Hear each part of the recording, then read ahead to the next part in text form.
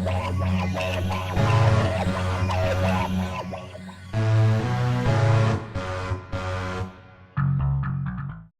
everyone, my name is Lance, and welcome to Amped about Aimpad, where I take one game and play using the Aimpad and show how much better it is than using a keyboard.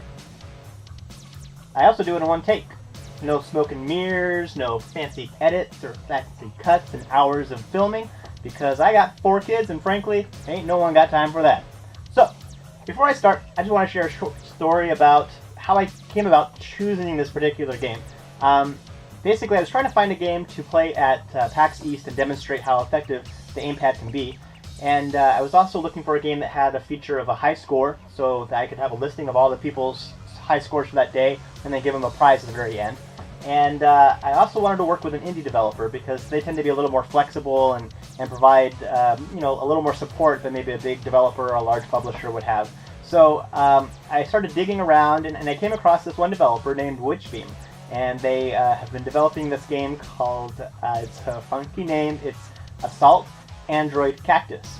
And it's a quirky game, but it's a lot of fun. It's basically a twin-stick shooter where traditionally you have your left stick will move your guy, the right stick aims where the gun, it's an overhead view, pull that trigger to shoot, that type of game. You've got waves of guys coming at you and things like that. So it's an interesting game.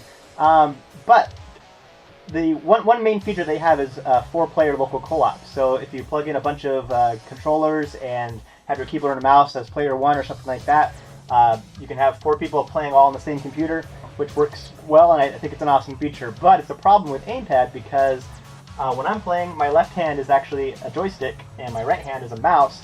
So it was seeing it basically, my left hand was player 1 and my right hand was player 2.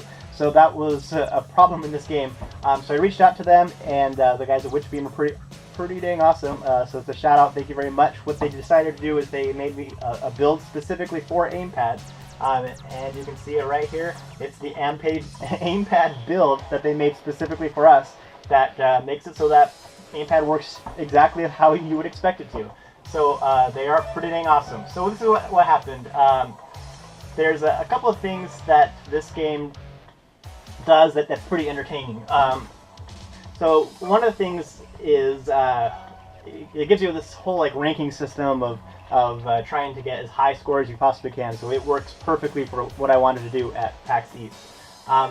But using a keyboard, what happened? I'll start off with speed. So first of all, obviously since a keyboard is digital, I can only move at one speed. I can't.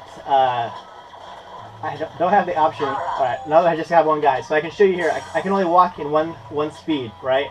With Aimpad, I can move as slow or as fast as I want to. Now you're like, alright, so what? You can move slow. Why does that even matter? Well, so in this particular game, if you have a huge wave of guys over on this side, you got a huge wave of guys coming over this way, you can actually move at the same speed as this big giant wave that's coming over here and not run into the other guys. So you actually buys you some time to shoot these guys as you're walking away from them. So I can walk away slowly while I'm shooting at these guys of these waves and not go super fast like I would with a keyboard and run into the other group. So then I'm trying to frantically kill these guys while running into these guys, and so you're doing a lot of this action. So it's a lot smoother ability. Being able to control your speed is actually a pretty big deal in this game. So let me go ahead and die here real fast, and I'll start back up again. So the next thing is actually direction. So that's also really a meaningful aspect of this game. So when you're playing a first-person shooter, the direction that you move in is directly related to where you point your mouse. So if you're running around and you point over this way, you start walking in the direction that you're going. But in this game, your mouse controls which way you're aiming. So I am completely limited to with a keyboard, these 4 directions this way, those ways, and the diagonals of each of those. So I am limited completely to 8 directions. Now the mobs and stuff that come at you are spawning in all sorts of different places and all sorts of different directions. So you're trying to keep that wave at bay at a random directions that are coming. But with the Aimpad, I can actually aim any direction that I want. So if I'm trying to escape from a mob coming this way as quickly as possible, I can actually cut those corners just perfectly by adjusting that direction. So I can go in any of those 360-degree angles by adjusting how much I'm pushing in the Aimpad at each of those intervals, and I can adjust it to make myself go in any direction. So it's actually a pretty meaningful difference in this particular game. And then the last one is actually acceleration, so and deceleration. So this isn't something I've really talked about before, but when you're trying to develop a game and you're implementing keyboard support, sometimes you have to account for that whole binary function of the keyboard. And so a lot of times what will happen is you want to give a sense of momentum to that game. So in this particular one, what happens is if you press the W key, it doesn't immediately like force you in that direction. You kind of ramp up there. So if I press like this A key, nothing actually happens. I'll press it again, A, nothing really happens. Just I'm not instantly moving because there's a delay in the way that reaction happens. So I actually have to hold down the A and I'll ramp up my speed to it. So I can actually, if I move these keys really fast and I'm just like smashing them, I'm barely even moving anywhere on the screen because it's kind of an acceleration process that's been built in this game. So you actually have to hold it and you give yourself momentum to move in there. But with the Aimpad, if I do the same thing, it's extremely responsive because it's basing its movement off of an axis system. So I can move it just like here. Keyboard, I'm not going anywhere, but here I am moving simply because it has the acceleration system built into the joystick axis.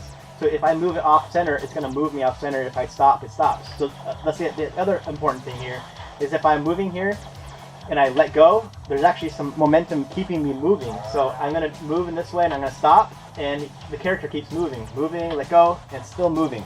But with the Aimpad, if I move and I let go, she immediately stops. I'll try it again, moving, let go, immediately stops. So that's important in this game because, again, you're trying to keep yourself kind of as far away from the guys as you can, but you want to stay as close to them that you're not running yourself into a mob that's behind you. So you want to stay close to the guys that are near you, but far away from the people that are behind you. So you're basically just killing these mobs like this, so I can adjust my speed and my direction as much as I want to stay away from that mob and kill them without running into people that are spawning behind me.